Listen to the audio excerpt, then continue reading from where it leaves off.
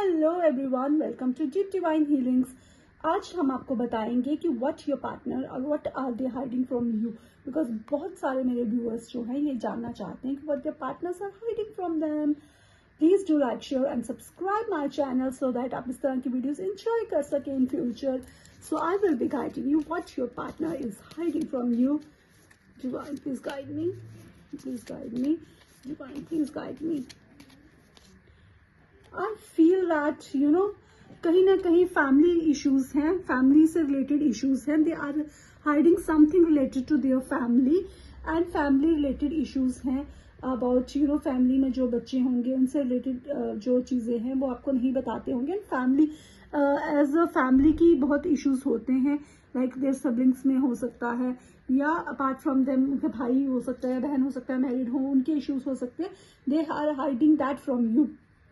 तो मुझे ऐसा लग रहा है कि वो बहुत चीजें जो इमोशनल क्वेश्चन होता है ना, उस चीज में आपका रिलेशनशिप लैक कर रहा है।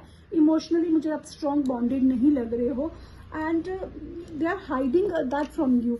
तो मुझे ऐसा लग रहा है उनका हार्ट चक्रा ब्लॉक है। मुझे ऐसा लगता है कि उनकी जो लव की रिसीविंग पावर है वो बहुत ज्यादा नहीं है। कुछ ना कुछ ट्रॉमास हो सकता है उन्होंने फेस किया हो लाइफ में, जिसके कारण चाइल्डहुड में उनकी जो एनर्जीज हैं स्टक हुई हो।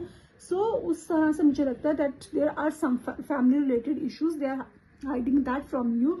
सो कुछ ना कुछ इमोशनली है जो वो ब्लॉक्ड है एंड जिसके कारण उनका हार्ट चक्रा भी ब्लॉक है। इमोशनली वो फुली अवेलेबल नहीं है आपके लिए। Your partner is not fully available for you because हम जो ये although this card is very positive, but हम फीलिंग्स उनकी देख रहे हैं, क्या हाइड कर रहे हैं।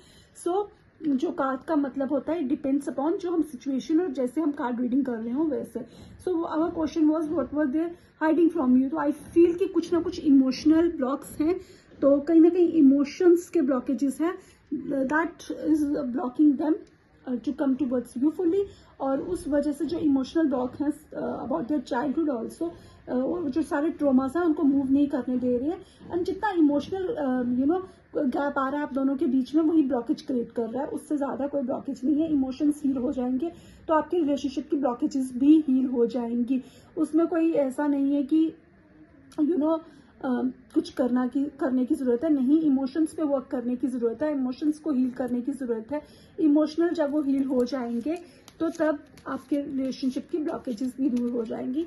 सो वी आर सीइंग दैट कि कब तक इमोशनल ब्लॉक्स उनके दूर हो सकते हैं। सी अगर आप उनको टाइम दें एंड उन पे उन्हें तंग मत करें कि क्या करने की जरूरत है, तो बहुत जल्दी ये इमोशनल जो ब्लॉक्स हैं क्लियर हो जाएंगे। आप फायर एलिमेंट की मदद भी ले सकते हैं, यानी कि स्पेल्स भी करवा सकते हैं इस चीज के लिए, वो भी हेल्प करेंगे आपको। फॉर पेड रीडिंग्स और स्पेल्स आप हमें भी कंसल्ट कर सकते हैं, जो भी आपको जेन्युइन लगे उसको आप कंसल्ट कर सकते हैं। So that will help you to move further in your life. Do share, like and subscribe my channel. And इस तरह की और वीडियोस मैं आपके साथ रेगुलरली शेयर करती रहूंगी। मेरे साथ बने रहिएगा। Bye bye everyone.